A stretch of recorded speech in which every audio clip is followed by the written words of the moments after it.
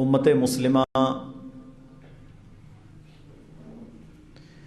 کے زوال کے بہت سارے اسباب ہیں۔ زوال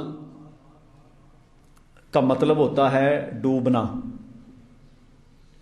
یہ جو کہتے ہیں نا زوال کا وقت ہو گیا، اس سے مراد یہ ہے کہ جب سورج مکمل اوپر جا کر نیچے کی طرف جانا شروع ہوتا ہے تو اس کے پہلے چند منٹ اللہ نے نماز پڑھنے سے منع کیا، اسے زوال کا وقت کہتے ہیں۔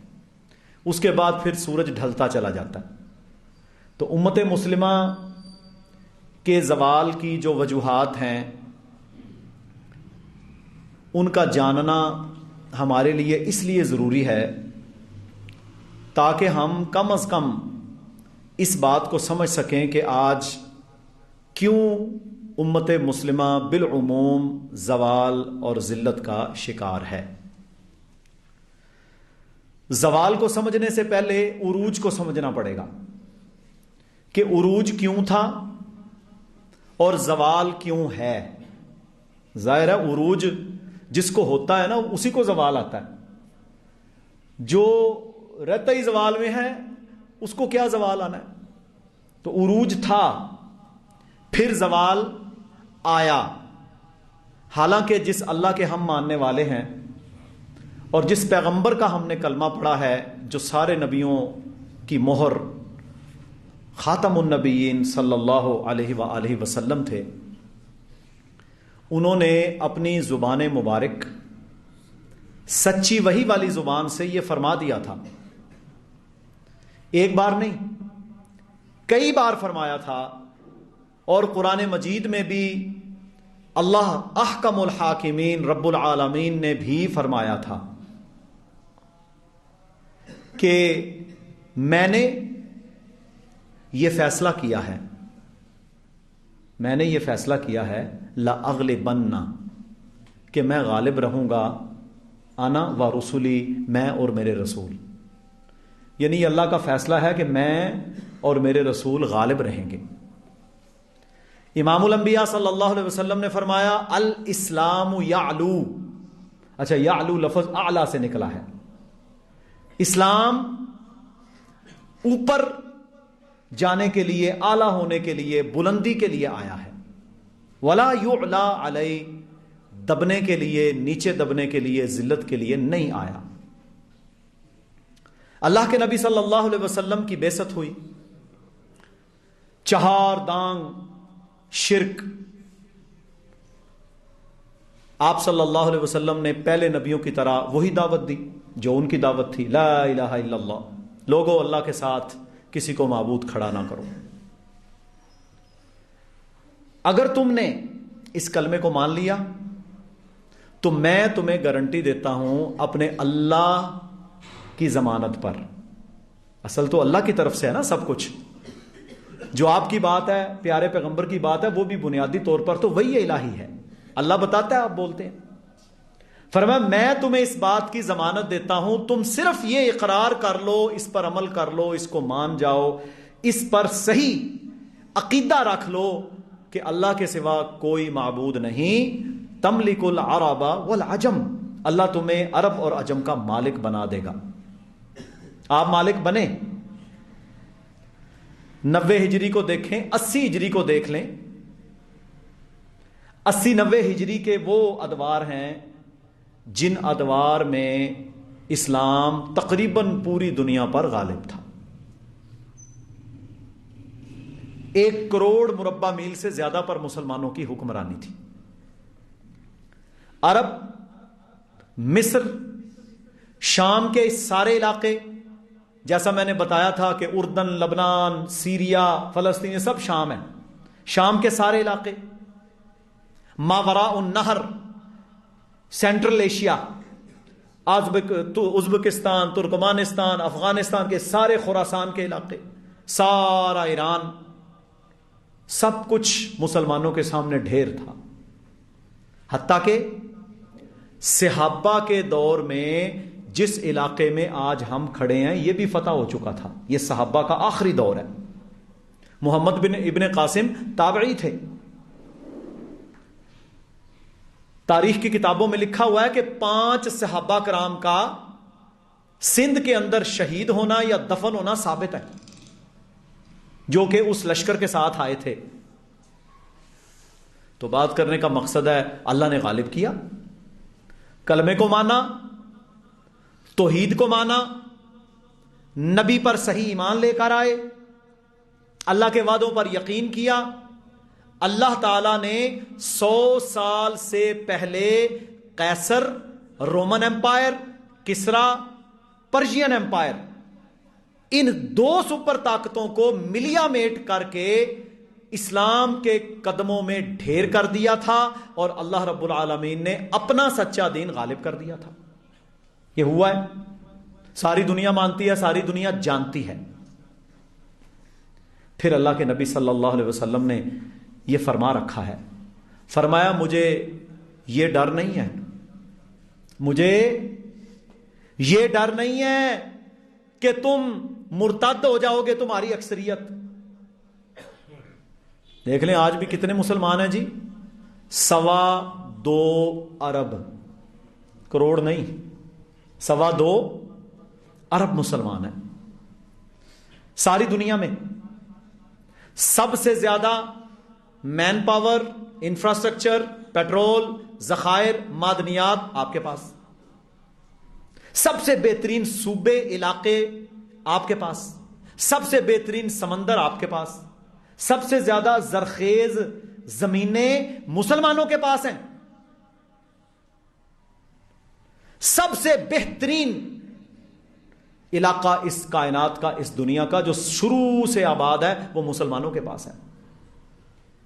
اس کے باوجود آج 3را ہفتہ لگ چکا ہے، لیکن اس کے باوجود مسلمان 70 ملک ہونے کے باوجود میرے بھائیوں فلسطین میں، غزہ میں ایک چھوٹے سے ملک کو نہیں روک سکے.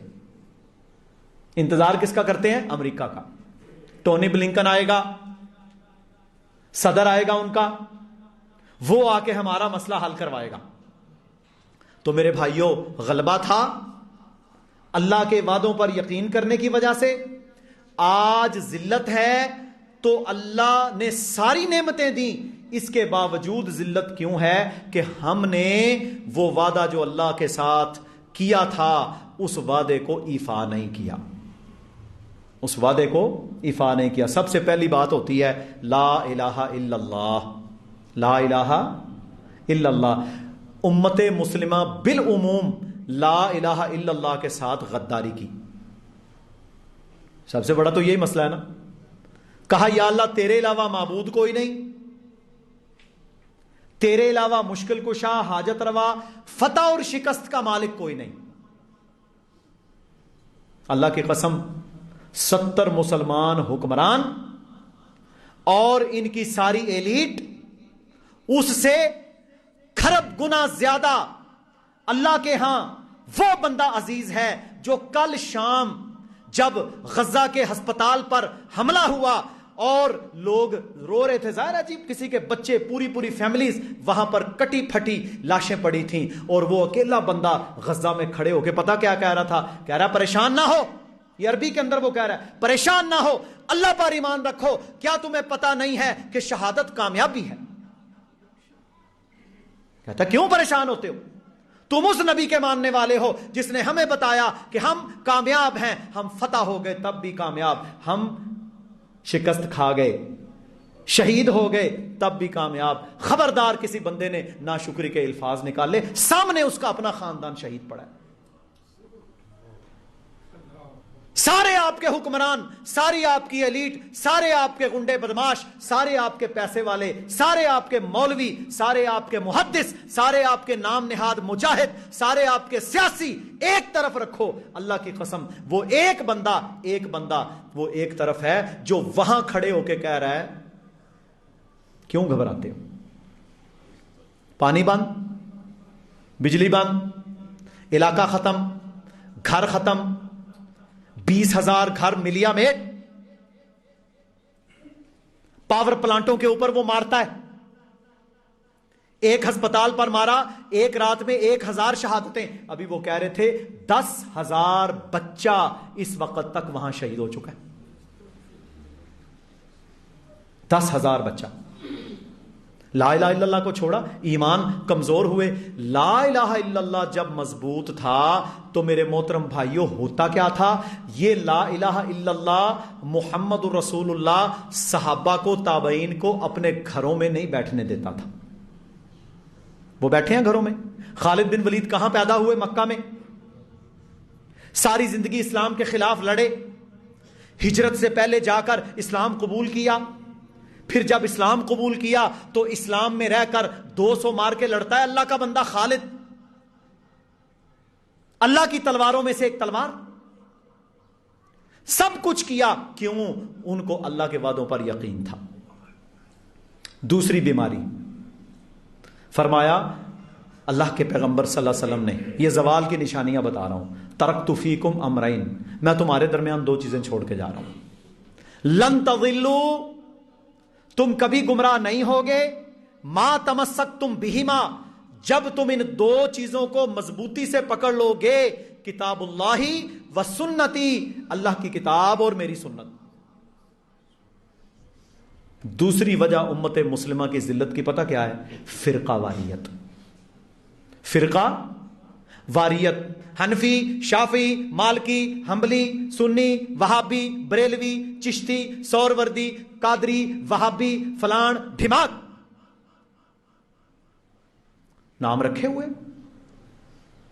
ہر ایک کو میرے بھائیوں شیطان نے چکمہ دیا ہوا ہے. اللہ کے نبی نے کیا فرمایا تھا؟ 2 چیزیں بھائی میں تمہارے پیچھے چھوڑ کے جا رہا ہوں، اللہ کی کتاب اور میری سنت، اس کے علاوہ کچھ نہیں. فرقہ واریت اور تعصب، اس نے امت کا دوسرے نمبر پر بیڑا غرق کیا. اور فرقہ واریت کی بنیاد کیا ہوتی ہے؟ یہ ایک اصول یاد رکھ لیں. فرقہ واریت وہ شخص پھیلاتا ہے جو اصل کو چھوڑ کر نقل بنائے. اصل کیا ہے جی؟ اللہ کی کتاب. اصل کیا ہے؟ اللہ کے نبی کی حدیث. اس کے ساتھ کوئی بندہ کوئی نام رکھے، کس نام پر؟ امام کے نام پر مذہب، پیر کے نام پہ مذہب، سلسلہ، شہروں علاقوں کے نام کے اوپر دھڑے، یہ امت مسلمہ نے بنائے. فرقہ واریت آئی، کفر کے فتوے لگے، یہ دائرہ اسلام سے خارج، وہ کہتا ہے وہ خارج. ایک دوسرے کی میرے بھائیوں ٹانگیں کھینچ کھینچ کر ضلالت اور گمراہیاں پھیلا پھیلا کر. وجہ کیا ہے؟ ہر وہ شخص فرقہ ہے یا فرقہ بنا، یا ہر وہ پارٹی، ہر وہ جماعت، ہر وہ سلسلہ، ہر وہ نسل کہ جن لوگوں نے اصل کو چھوڑا. ہمارے پاس اسکیل کیا تھی؟ قرآن و سنت. آپ اپنے آپ کو اس کے اوپر پیش کرتے. اللہ کے نبی نے فرمایا میں 2 چیزیں چھوڑ کے جا رہا ہوں کہ جی دین سمجھنا مشکل بڑا ہے. اللہ کے پیغمبر صلی اللہ علیہ وسلم نے فرمایا میں تمہارے پیچھے وہ دین چھوڑ کے جا رہا ہوں، لیلھا کنہاریھا، جس کی راتیں بھی دن کی طرح ہیں. ابن ماجہ میں صحیح حدیث ہے. لقد ترکتکم علی البیضاء، یہ چمکدار واضح شریعت ہے، کوئی ڈھکی چھپی چیزیں اس میں نہیں ہے. کہندے نہیں نا، کہندے نہیں، یہ ہمارا ہڈن ایجنڈا ہے. ہڈن ایجنڈا کیا ہوتا ہے؟ کہ اوپر کچھ اندر کچھ. ہر سیاسی جماعت، ہر ملک ہڈن ایجنڈا. اسلام کہتا ہے اسلام کا کوئی ہڈن ایجنڈا نہیں ہے. اسلام کہتا ہے میں تمہارے درمیان، اللہ کے پیغمبر نے فرمایا واضح، اوپن، کلیئر کٹ، چمکتی ہوئی شریعت چھوڑ کے جا رہا ہوں، لیلھا کنہاریھا، جس کی راتیں بھی دن کی طرح روشن ہے. اچھا کبھی رات بھی روشن ہوئی ہے؟ اسلام رات کو بھی روشن ہے. فرمایا میرے بعد اس کو وہ چھوڑے گا جو ہلاک ہونے والا ہے. فرقہ واریت نے بیڑا غرق کیا امت کا. فرقہ واریت نے. تیسرے نمبر پر کنتم خیر امت اخرجت للناس، تم سب سے بہترین امت ہو جو لوگوں میں سے اللہ نے کھڑی کی. تمہارا کام کیا ہے؟ تأمرون بالمعروف، تم نیکی کا حکم دو گے، برائی سے روکو گے. اور سب سے بڑی یہ ذمہ داری کس کی ہوتی ہے؟ مسلمان حکمران کی.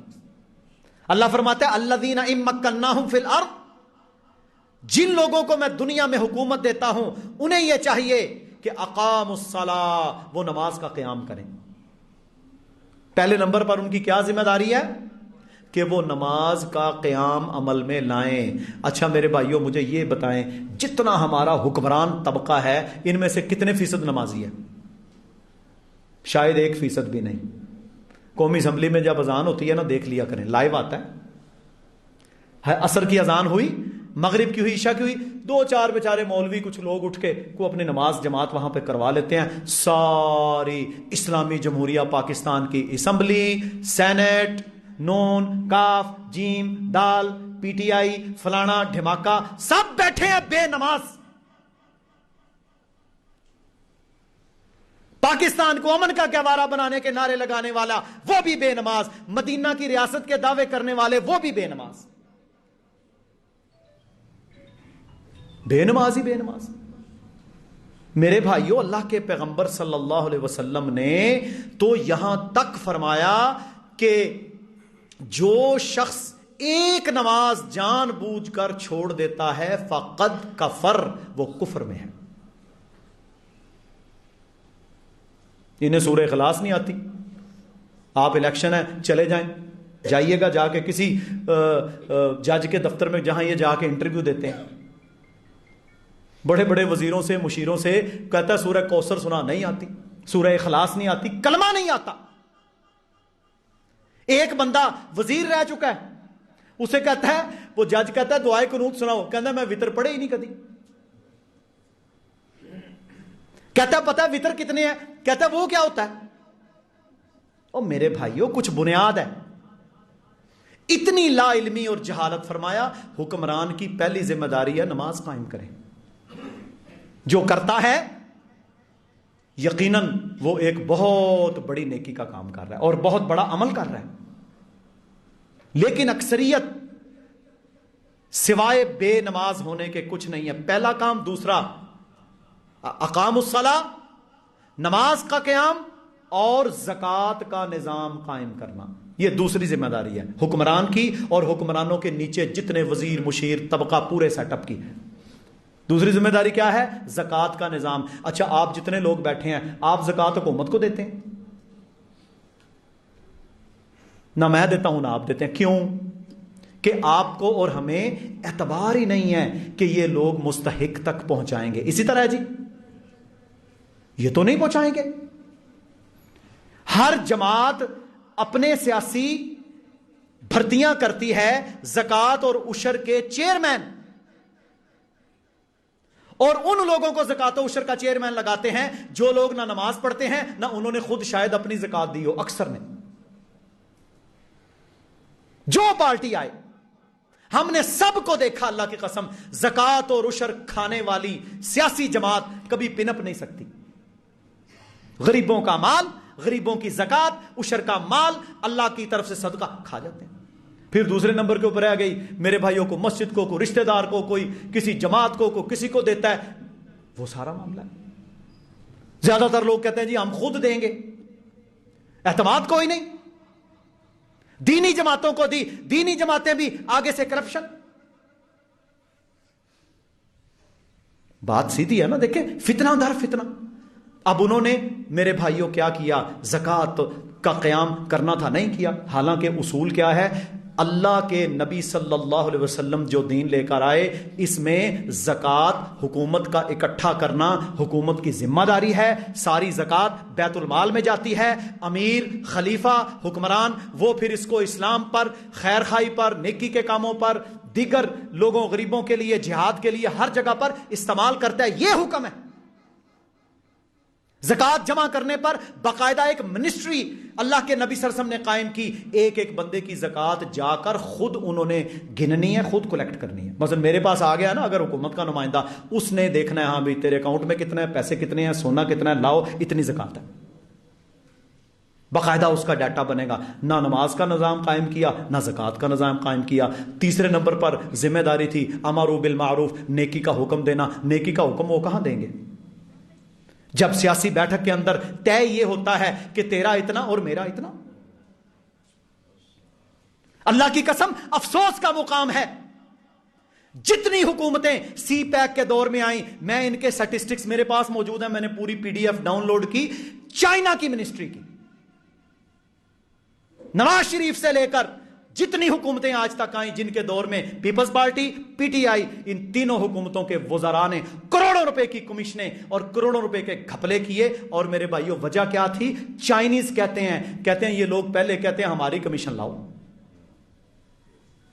ہماری کمیشن لے کے آؤ. انہوں نے لکھا, نام لکھے ہوئے اندر, پورا ڈیٹا انہوں نے شائع کیا ہے. ان کی کمپنیوں کو کہتے ہیں پہلے ہمارا دے تب جا کر تیرا یہ منصوبہ پاس ہوگا. انہوں نے پچھلے 2 مہینے پہلے 5 منصوبے بڑے بڑے بجلی گھر بننے تھے, یہ وہ انہوں نے فیل کر دیے. انہوں نے کہا ہم نہیں یہ کریں گے, تمہارے فلاں بندے نے اس کے اندر ہم سے رشوت مانگی. ملک میرے بھائیوں کہاں سے بنے گا؟ ملک اس طرح نہیں بنتے. امر بالمعروف, نیکی کا حکم, ونہو عن المنکر, اور برائی سے روکنا. اب غیر ملک جو پیسہ لگا رہا ہے وہ کہہ رہا ہے کہ یہ چور ہے, وہ کہہ رہا ہے یہ چور ہے. آپ چلے جائیں, یہ جتنا آپ کے عسکری شعبے کے اندر جتنا مال میرے بھائیوں بکتا ہے, تقسیم ہوتا ہے, یا جتنے ٹھیکے دیے جاتے ہیں, اس میں بھی کھپ لے.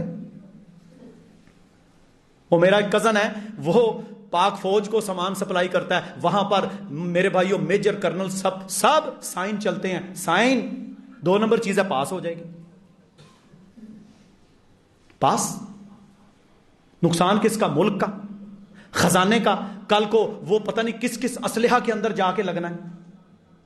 میں خود اس بات کا گواہ ہوں کہ سیم لیس ٹیوب ایک پائپ ہوتا ہے, اس کو ٹھیکہ ملتا ہے. وہ میرے بھائیوں پائپ کسی اور کمپنی کا لے کر جاتا ہے, آگے سارا نظام اجڑا ہوا. کہتا ہے میں اصل دوں یا نقل دوں, میرا پاس تب ہونا ہے جب اتلے سرا تک مال نہیں جانا. ہر شعبے کے اندر بربادی.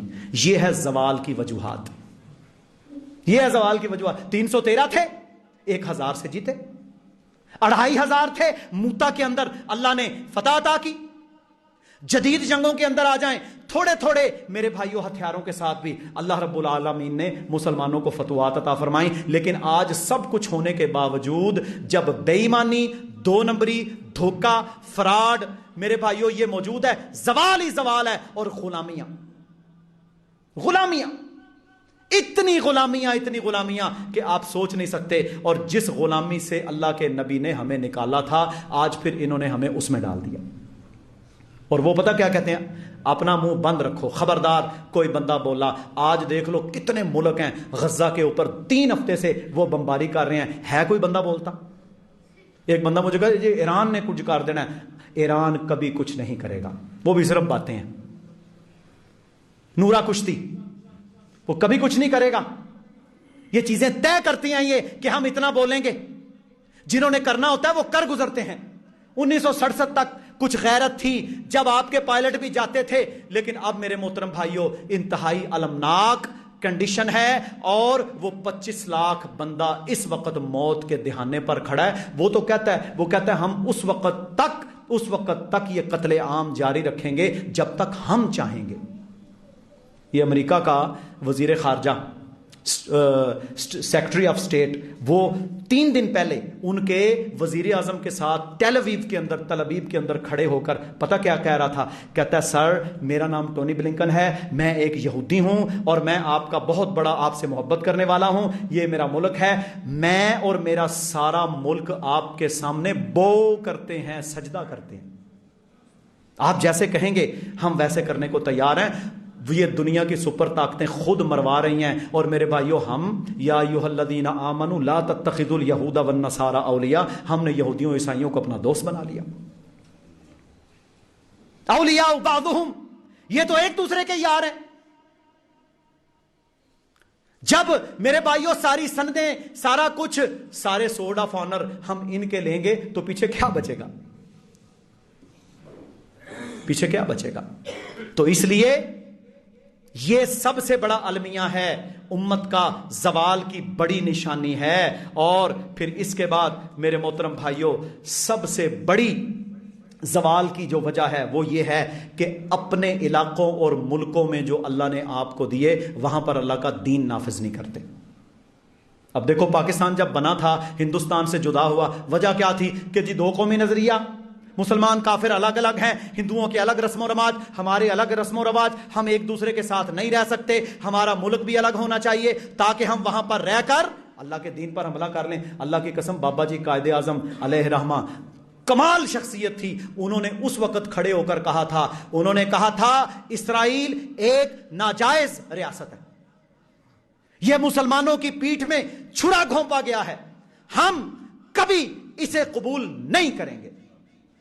بابا جی نے اس وقت کہا تھا ہم اسے کبھی قبول نہیں کریں، کیونکہ پاکستان 1 سال پہلے وجود میں آیا، 47 ہماری آزادی اور 48 کے اندر انہوں نے آ کر قبضہ کیا ہے۔ اس وقت بابا جی نے کہا تھا کہ آپ نے، ہم اس کو کبھی نہیں مانیں گے، یہ مسلمانوں کی پیٹھ میں چھرا گھونپا گیا۔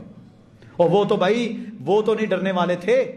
جب کشمیر کے اندر نہرو نے فوجیں اتاری ہیں تو بابا قائد اعظم نے ایک لمحہ کا وقفہ کیے بغیر کہا ہے حملہ کرو اس پر، لیکن مصیبت یہ تھی کہ اس وقت یہ معاہدہ ہو چکا تھا کہ پہلا آرمی چیف انگریز ہوگا، اس ظالم نے فوجوں کو نہیں بھیجا۔ ظاہر ہے ان سے ریاست آئی تھی۔ بات کرنے کا مقصد یہ ہے کہ فتنے در فتنے ہیں، قرآن و سنت کا نفوذ جب آپ نہیں کرتے تو میرے بھائیوں پھر اللہ کا عذاب تو آئے گا۔ اللہ کے نبی صلی اللہ علیہ وسلم نے فرمایا، جس سرزمین پر ایک اللہ کا قانون قائم کر دیا جاتا ہے، 40 دن تک وہاں بارش ہوتی رہے، اتنی برکت نہیں آتی جتنی اس ایک قانون کے نافذ کرنے سے آتی ہے۔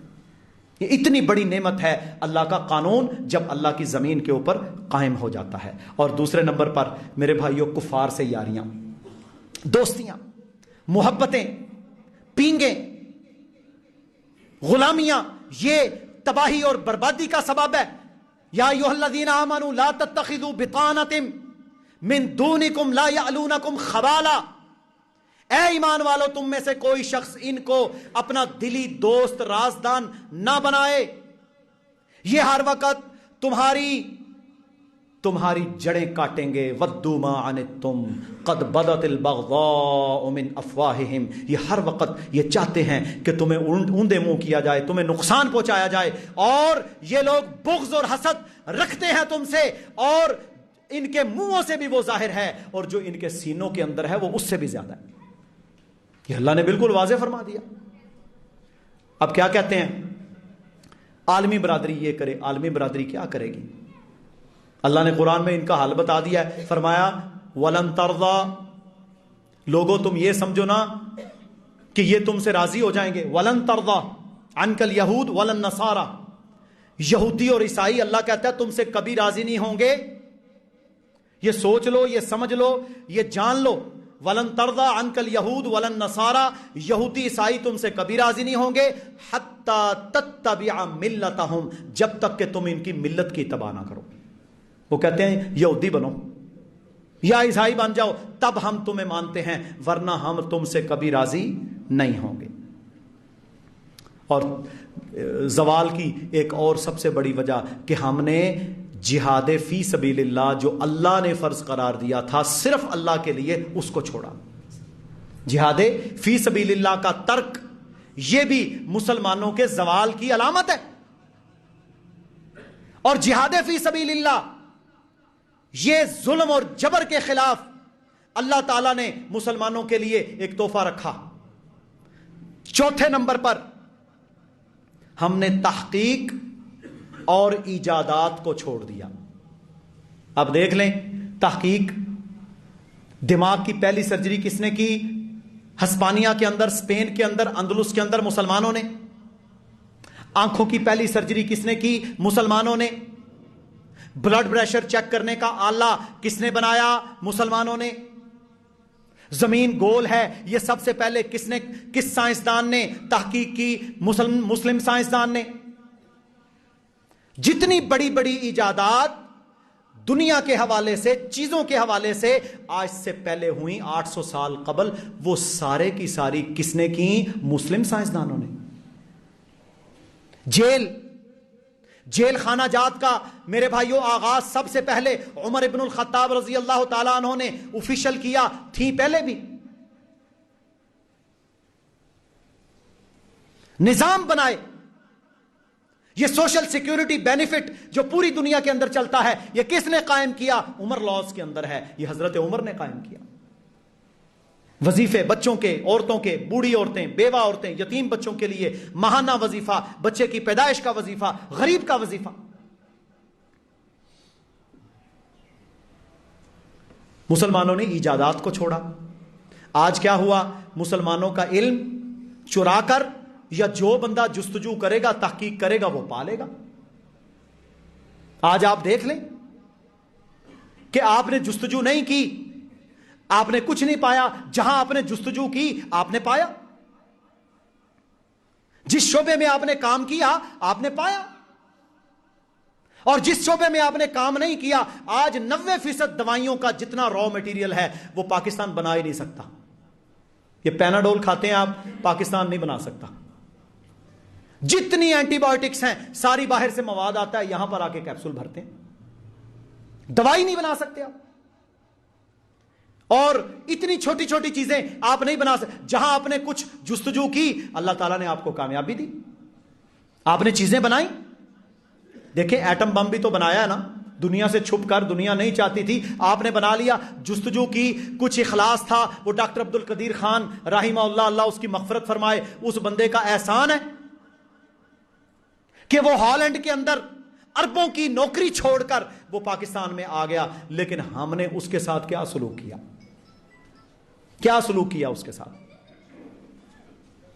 اس سے نا وہ پوچھ رہا تھا، وہ کہتا ہے جی آپ کو کس بات پر ریگریٹ کرتے ہیں، پریشان ہوتے ہیں؟ وہ کہتا ہے پریشانی اس بات پہ ہوتی ہے، میں اپنی دنیا چھوڑ کر پاکستان کے لیے قربانی دے کر آیا، انہوں نے مجھے ذلیل کیا. یہ حالت ہے یہاں. جو ملک کے لیے کھڑا ہوگا اس کو میرے بھائیوں یہاں ذلیل کیا جاتا ہے. یہ حالت ہے. اور یہ بھی ذلتوں کی ایک وجہ ہے. تحقیق، ایجادات کو ہم نے چھوڑا. اس کے بعد فرقہ واریت اور بڑی بیماری جو اہل کتاب کے اندر موجود تھی، وہ کیا تھی؟ حسد، بغض، کینہ، عداوت. ایک ہوتا ہے اللہ کی رضا کے لیے، ایک ہوتا ہے بیجا. اس کی گاڑی کیوں اچھی ہے، اس کا بچہ کیوں ایسے ہے، یہ کیوں ایسے ہے، یہ اچھا کھاتا کیوں ہے، یہ اچھا پہنتا کیوں ہے. تو اللہ سے مانگ. یہ اللہ کی تقسیم ہے نا، کسی کو تھوڑا، کسی کو کم، کسی کو زیادہ. حسد، بغض، کینہ، عداوت، اس نے بیڑا غرق کیا امت مسلمہ کا. اور مسلمانوں کی زوال کی ایک بڑی علامت کیا ہے؟ امت کے تصور کا خاتمہ. اچھا، اللہ کے نبی صلی اللہ علیہ وسلم مدینہ میں تھے. ساری دنیا کے اندر جو مسلمان تھے وہ کیا تھے؟ وہ مدینہ کی ریاست اس کے تابع تھے. حضرت عمر رضی اللہ تعالیٰ عنہ نے اپنے عامل گورنر مقرر کیے. وہ سارے گورنر مدینہ سے باقاعدہ احکامات لیتے تھے. آج جو ملک بنے بیٹھے ہیں یہ سارے مسلمانوں کے ایک دارالحکومت کے نیچے چلتے تھے، ایک دارالحکومت کے نیچے. لیکن پھر کیا ہوا؟ 70 مسلمانوں کے ملک بن گئے. ہر مسلمان کا نیشنلزم بن گیا، وطنیت. ہر مسلمان کہتا ہے جی میرا اپنا وطن، میں بچا ہوا ہوں، بنگالی مرتا ہے مرے. بنگالی کہتا ہے میں بچا ہوا ہوں، فلسطینی مرتا ہے مرے. امت کے تصور کا خاتمہ کیا. مسلمان ایک جسم کی مانند ہیں، اس حدیث کا عملاً انکار کیا. اس وجہ سے آپ دیکھ لو کہ 4-5 کروڑ آبادی کا مصر بالکل ساتھ ہے. رفاح کراسنگ میرے بھائیوں ایک واحد راستہ ہے غزہ کے لوگوں کے لیے، جہاں سے وہ خشکی میں مصر سے کچھ لے سکتے ہیں. اس پر حملہ کر کے اسرائیل 33 لوگوں کو پچھلی رات کو اس نے شہید کیا. ایک بندہ بھی کہتا ہے پانی لے کے آیا ماروں گا. مصر کے 5 کروڑ اور ان کی اچھی خاصی فوج ہے، کچھ نہیں کر سکے،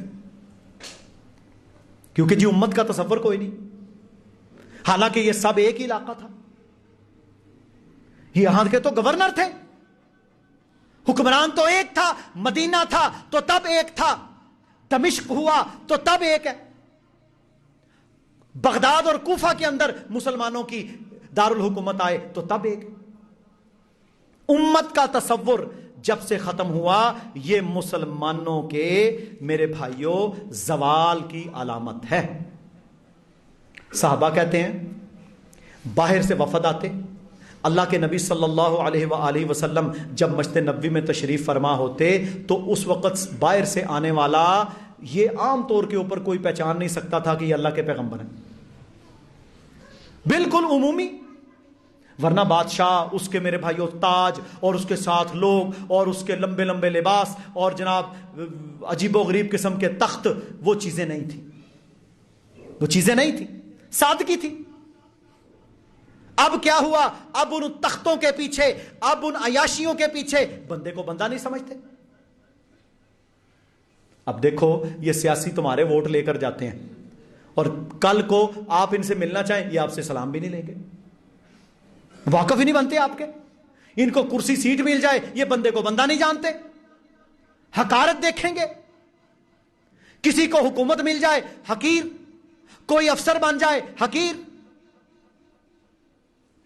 ایسے تو نہیں ہوتا، اسلام میں تو یہ نہیں تھا۔ نبی صلی اللہ علیہ وسلم، خلفائے راشدین، صحابہ، ان کا تو یہ عمل نہیں تھا۔ یہ بھی زوال کی ایک علامت ہے۔ اچھا دیکھیں آج بھی، آج کے دور میں بھی غیر مسلم جو ہیں ان کے اندر یہ چیز نہیں ہے، بالکل نہیں ہے۔ اپنے ملکوں کے اندر کوئی پروٹوکول نہیں، وزیر، مشیر، وزیر اعظم، صدر جا رہا ہے، عام میرے بھائیوں بسوں کے اندر، ٹرینوں کے اندر سفر کرتے ہیں۔ وہ پچھلے دنوں نا کوئی وزیر یہاں سے برطانیہ میں چلا گیا، کیونکہ لندن میں تو سب کچھ ہوتا ہے، ساری سازشیں وہی شیطانی چھوڑ کے گئے، وہی ساری سازشیں کرواتے ہیں۔ جو الطاف حسین سے لے کر نواز شریف تک سارے جا کے لندن میں ہی بیٹھتے ہیں، سارے کھچڑیاں ادھر ہی پکتی ہیں۔ تو وہ یہاں سے گیا لندن میں، تو وہاں کا ایک وزیر ہے، کیونکہ وہاں بہت سارے پاکستانی، انڈین، مسلمان بھی موجود ہیں، بڑے بڑے عہدوں پر بھی ہیں، بڑے بڑے میئر بھی ہیں، اور تو وہ اس سے ایک پاکستانی کہاں کوئی عہدے دار تھا، اس نے کہا مجھے یہ بتاؤ پاکستان ایک غریب مقروض ملک ہے، آپ کے پاس پروٹوکول کے لیے کتنی مرسیڈیز اور یہ لگژری گاڑیاں ہیں؟ وہ کہتا ہے ہمارے پاس تو پتہ نہیں 28,000 ہیں۔ پروٹوکول دینے کے لیے کن کو؟ یہ جو آپ کے اوپر حکمران مقرر ہوتے ہیں۔ کہتا ہے اتنے ہزار گاڑیاں ہیں، وہ کہتا ہے ہمارے پاس برطانیہ میں شاید اس نے 90 گاڑیاں بتائی ہیں یا 190 بتائی ہیں، اس سے زیادہ برطانیہ دنیا کی چوتھی، پانچویں، چھٹی بڑی اکانومی ہے، اس کے پاس گاڑیاں نہیں ہیں پروٹوکول کی، وہ لے نہیں سکتے۔ لیکن وہ نہیں لیتے، یہاں اوپر سے لے کر نیچے تک پروٹوکول نے بربادی کی۔ یہ بھی امت مسلمہ کے زوال کی وجہ ہے۔ پھر ایک اور وجہ زوال کی، اللہ کے نبی صلی اللہ علیہ وسلم نے فرمایا میں جتنے فتنے تمہارے پیچھے چھوڑ کے جا رہا ہوں ان میں سب سے بڑا فتنہ عورت کا فتنہ ہے۔ زنا، بدکاری، بے حیائی، بے پردگی، اس نے مسلمان امت کو زوال کا شکار کیا۔ اور آج زنا اوپر سے لے کر نیچے تک ہر شعبے کے اندر اتنا عام ہے آپ سوچ نہیں سکتے۔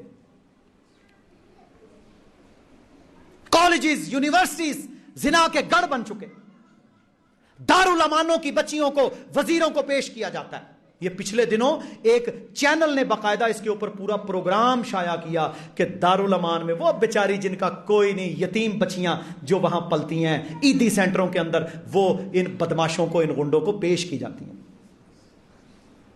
امت مسلمہ کے زوال کی میرے بھائیوں ایک یہ بھی کڑی ہے، حدود کوئی نہیں، شادی شدہ زانی کی سزا کوئی نہیں۔ شادی شدہ زانی کی اللہ کی حد کیا ہے کہ اگر ثابت ہو جائے 4 گواہوں سے زمین میں اسے گاڑ کر سنگسار کر دو، یہ اللہ کی حد ہے۔ غیر شادی شدہ زانی 100 کوڑے مارو اس مرد کو بھی اور عورت کو بھی، اور 1 سال کے لیے جلا وطن کر دو اس بندے کو۔ قوم لوط کا عمل کرنے والا پہاڑ سے گرا کر اسے ختم کر دیا جائے یا پانی میں ڈبو دیا جائے۔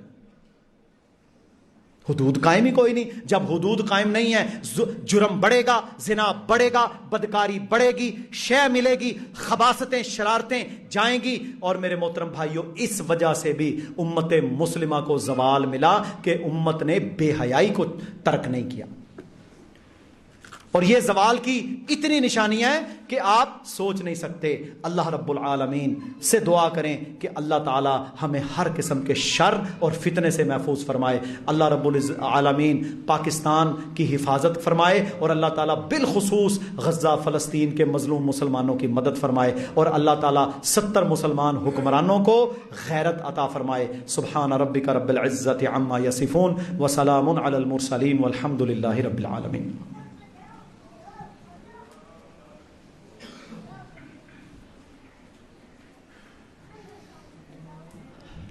ان الحمد للہ نحمده ونستعینه ونستغفره ونعوذ باللہ من شرور انفسنا ومن سیئات اعمالنا من يهده الله فلا مضل له ومن يضلل فلا هادي له.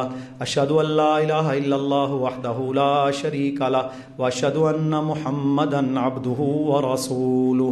اما بعد فان اصدق الحديث كتاب الله وخير الهدي هدي محمد صلى الله عليه وسلم وشر الامور محدثاتها وكل محدثة بدعة وكل بدعة ضلالة والضلالة في النار. اللہ رب العالمین کا فرمان ہے سورہ مائدہ میں, لَتَجِدَنَّ أَشَدَّ النَّاسِ عَدَاوَةً لِلَّذِينَ آمَنُوا الْيَهُودَ وَالَّذِينَ أَشْرَكُوا.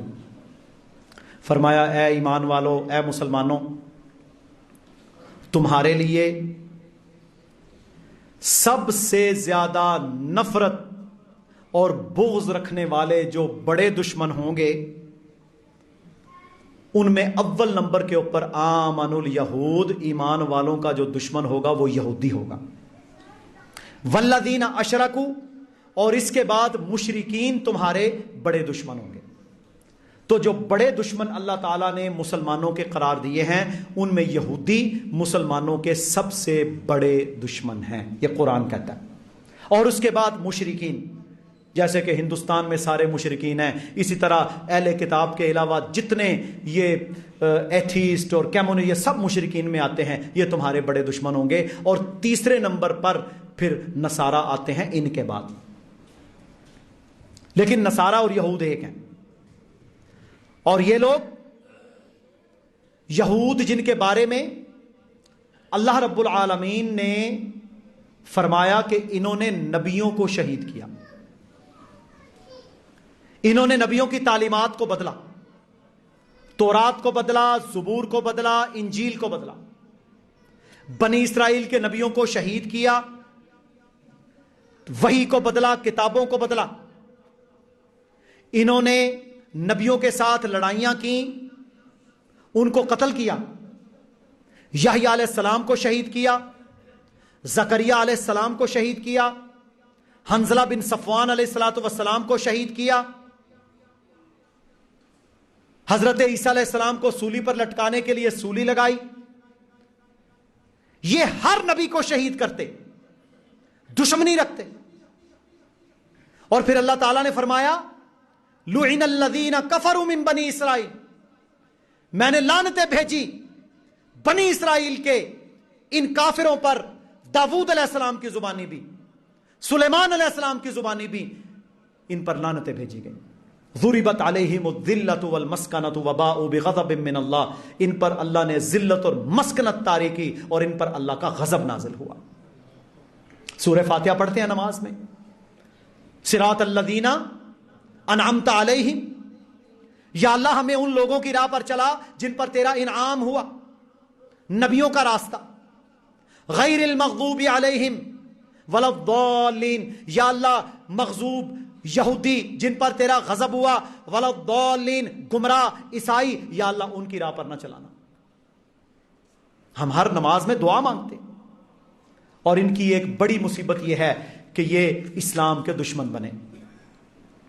اب دیکھیں, یہود کا مسکن مدینہ نہیں تھا, مدینہ تو مشرکین تھے, اوس، خزرج اور دیگر میرے بھائیوں جو قبائل مدینہ میں رہتے تھے، یہ کہاں سے آئے؟ جب بخت نصر کسرا زرتشت آگ کے پجاری نے ان کو مارا اللہ کے نبی صلی اللہ علیہ وسلم کی بعثت سے کچھ سال پہلے، اتنا مارا، یروشلم یہ آج جو فلسطین کا علاقہ، اس پر حملہ کیا، یہودیوں کو خوب قتل عام کیا، برباد کیا، تو ان کے کلیدی جو قبائل تھے وہ ہجرت کر کے، یعنی یوسف علیہ السلام کی نسل سے جو آ رہے تھے وہ ہجرت کر کے اس وقت مدینہ میں آئے ہیں۔ یہ کوئی پرانے مدینہ کے رہنے والے نہیں تھے، بنو قینقاع، بنو نذیر، بنو قریظہ اور خیبر کے یہودی، 4 قبیلے مدینہ میں ہجرت کر کے آئے رسول اللہ صلی اللہ علیہ وسلم کی بعثت سے 50 60 70 سال تقریباً پہلے۔ انہوں نے اپنی کتابوں میں پڑھا ہوا تھا کہ آخری نبی جو آئیں گے وہ تلوار لے کر آئیں گے، جہاد لے کر آئیں گے، مظلوم کے ساتھی بن کے آئیں گے، اور ہمارے اندر سے اگر ہوئے، کیونکہ یہ شروع سے نبی زادے تھے، ان کو یہی تھا کہ ہمارے اندر سے وہ آئیں گے، ہم ان کے ساتھ مل کر جو ہے بخت نصر اور جتنا ظلم ہے، آتش پرست، ان کا مقابلہ کریں گے۔ اس لیے یہ کھجوروں والی بستی یثرب میں آئے۔ جب اللہ کے نبی صلی اللہ علیہ وسلم کی بعثت ہوئی، آپ علیہ الصلوۃ والسلام کو اللہ نے ہجرت کا حکم دیا، آپ مدینہ منورہ میں تشریف لے آئے، تو میرے بھائیوں انہوں نے اپنی کتابوں میں پڑھا ہوا تھا کہ یہ اللہ کے نبی آئیں گے، یہ ان کی صفات ہوں گی، اور سب تقریباً ان میں سے اکثر لوگ اندر سے یہ جان گئے تھے کہ یہی وہ پیغمبر ہیں۔ اب مصیبت یہ بنی، کہتے ہیں ہم بنو اسرائیل یعنی یعقوب علیہ السلام کی اولاد میں سے، اسحاق علیہ السلام کی نسل میں سے، یہ اللہ تعالیٰ نے ہمارے تائے کے خاندان سے کیوں نبی بھیجا؟ بات سمجھ آئی ہے؟ اسماعیل علیہ السلام کی بنو اسماعیل میں سے اللہ نے نبی کیوں بھیجا؟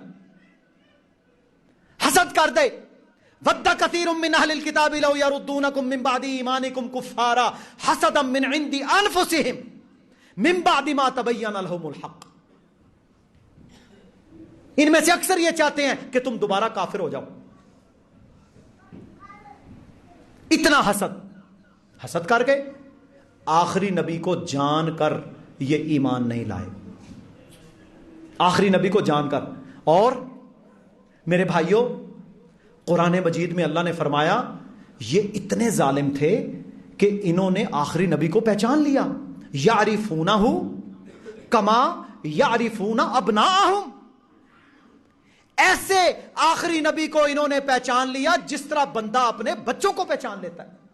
100 بھی بچہ کھڑا ہونا تو اپنا بیٹا دور سے نظر آ جائے گا آپ کو، ایسے انہوں نے آخری پیغمبر صلی اللہ علیہ وسلم کو پہچان لیا، لیکن حسد کی وجہ سے ایمان نہ لے کر آئے۔ یہ ہے ان کے حسد کی وجہ۔ عبداللہ بن سلام رضی اللہ تعالی عنہ یہ ان یہودی علماء میں سے ہیں جن کو اللہ نے اسلام کی نعمت عطا کی، اللہ کے پیغمبر پر ایمان لے کر آئے۔ ایک دفعہ رسول اکرم صلی اللہ علیہ وسلم نے یہودیوں کے بڑے بڑے علماء اس مدینہ میں جو رہتے تھے ان کو جمع فرمایا اور فرمایا لوگوں بتاؤ عبداللہ بن سلام کیسا بندہ ہے؟ کہا عبداللہ بن سلام ہم میں سب سے اعلیٰ نسب والا، اعلیٰ خاندان والا، یعنی نبیوں کی اولاد میں سے ہے، یہ یوسف علیہ السلام کی نسل میں سے ہے، اور بہت بڑا عالم ہے اور بہت نیک آدمی ہے۔ یہ سارے بولے کیونکہ وہ ان کے عالم تھے۔ ساتھ ہی اللہ کے نبی صلی اللہ علیہ وسلم نے فرمایا کہ عبداللہ بن سلام مجھ پر نبی آخر الزمان پر ایمان لے آیا ہے، مسلمان ہو گیا ہے۔ ساتھ ہی پلٹ گئے، کیا کہتے ہیں؟ کہتے ہیں یہ ہم میں سے سب سے برا بندہ ہے۔ پیراں تے پاؤں کے اوپر پلٹ کے اپنی زبان سے یہ اتنے گندے ہیں۔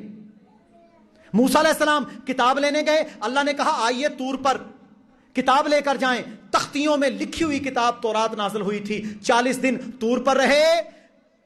یہ ہارون علیہ السلام کو پیچھے چھوڑ کے گئے، ان کا خیال رکھنا، ان کے ایمان کی حفاظت کرنا۔ ہارون علیہ السلام نے بار بار دعوت کی، تبلیغ کی، انہوں نے ہارون علیہ السلام کی ایک نہ سنی۔ وہاں سامری جادوگر تھا، اس نے جناب بچڑا بنایا، اس کے اندر سے وہ شیطان آوازیں نکالتا تھا، بچڑے پر ایمان لے آئے۔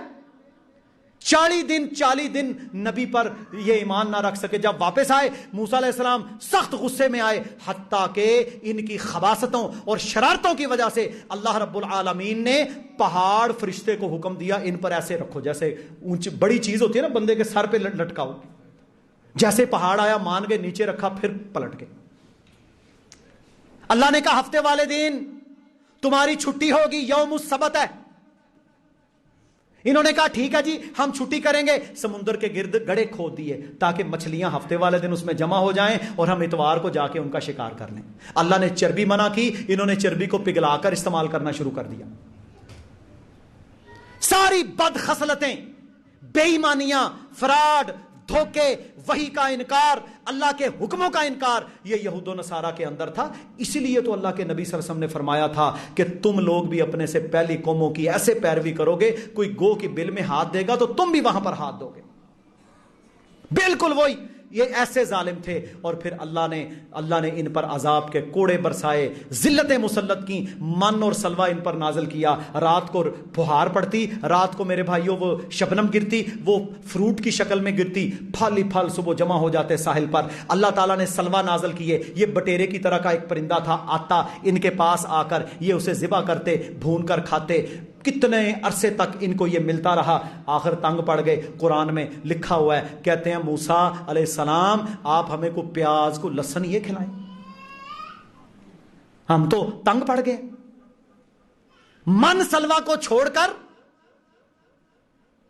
اتنی نعمتوں کو چھوڑنے والی یہ قوم یہود، آج انہوں نے ظلم کے پہاڑ وہاں پر گرم کر رکھے، اور میرے بھائیوں کتنے دنوں سے یہ وہاں پر قتل عام کر رہے ہیں، جدید اسلحہ، سارا مغرب ان کے ساتھ ہے، کوئی پوچھنے والا نہیں ہے، اور امت مسلمہ خاموش تماشائی کے علاوہ اور کچھ نہیں۔ عوام بیچاری تو روتی ہے۔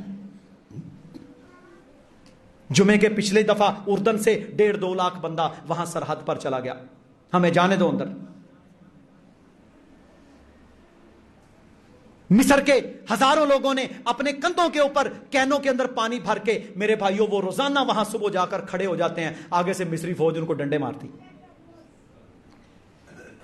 اتنی ذلتیں، ان ذلتوں کا حال یہی ہے کہ ہم اللہ کے دین کی طرف واپس پلٹ آئیں، ہم اللہ کے پیغمبر صلی اللہ علیہ وسلم کے دین پر واپس آ جائیں، ہمارے حکمران اللہ کی ہدایت جو آئی ہے اس کو قبول کر لیں، ورنہ ایک ایک کر کے یہ سب کا قلقمہ کر دیں گے۔ آخری حدیث ہے سنن ابو داود میں، رسول اللہ صلی اللہ علیہ وسلم نے فرمایا ایک وقت ایسا آنے والا ہے ساری دنیا کی قومیں تم پر اس طریقے پر ٹوٹ پڑیں گی جس طرح بھوکا دسترخوان پر ٹوٹ پڑتا ہے۔ صحابہ نے پوچھا یا رسول اللہ صلی اللہ علیہ وسلم کیا ہم اس وقت تعداد میں کم ہوں گے؟ فرمایا نہیں، بل انتم یومئذ کثیر، تم تعداد میں تو بہت زیادہ ہوگے، ولکنکم غثاء کا غثاء السیل، پر تمہاری حالت بالکل جھاگ کی طرح ہوگی، خس و خاشاک کی طرح ہوگی، پالی کے اوپر کوئی ویلیو نہیں تمہاری ہوگی، اور تمہارے دلوں کے اندر ان کا روب ڈال دیا جائے گا، ان کے دلوں سے تمہارا روب ختم کر دیا جائے گا، تمہارے دلوں میں ایک بیماری پیدا ہو جائے گی جسے وہن کہتے ہیں۔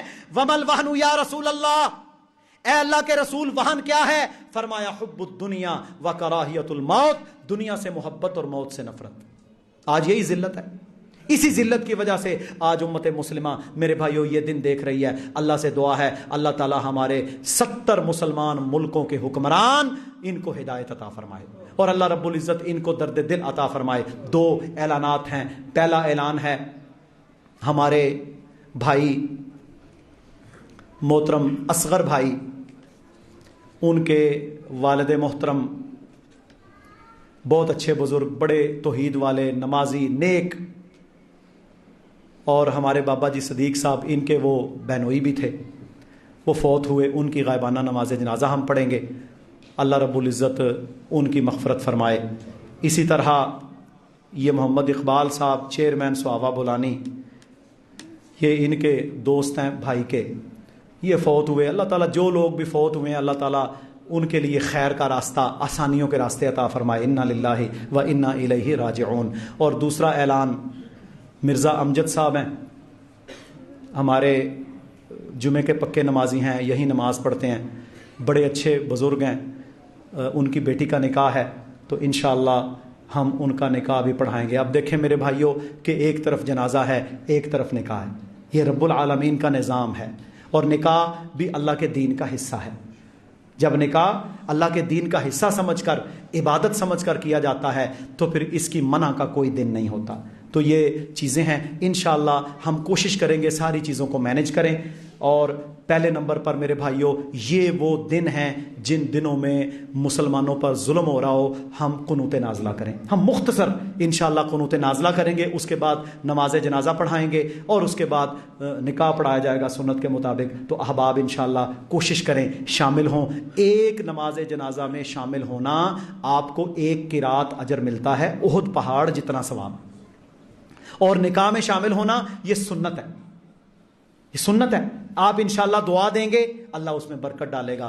تو اللہ تعالی ہم سب کو سمجھنے کی توفیق عطا فرمائے. اللہم اغفر لنا وللمؤمنین والمؤمنات والمسلمین والمسلمات والف بین قلوبہم واصلح ذات بینہم وانصرہم علی عدوک وعدوہم. اللہم لعن الکفرۃ الذین یصدون عن سبیلک ویکذبون رسلک ویقاتلون اولیاءک. اللہم خالف بین کلمتہم وزلزل اقدامہم وانزل بہم بأسک الذی لا ترده عن القوم المجرمین. اللہم انصر الاسلام والمسلمین. اللہم اعز الاسلام والمسلمین. ربنا ظلمنا انفسنا وان لم تغفر لنا وترحمنا لنكونن من الخاسرین. سبحان ربک رب العزة عما یصفون وسلام علی المرسلین والحمد للہ رب العالمین.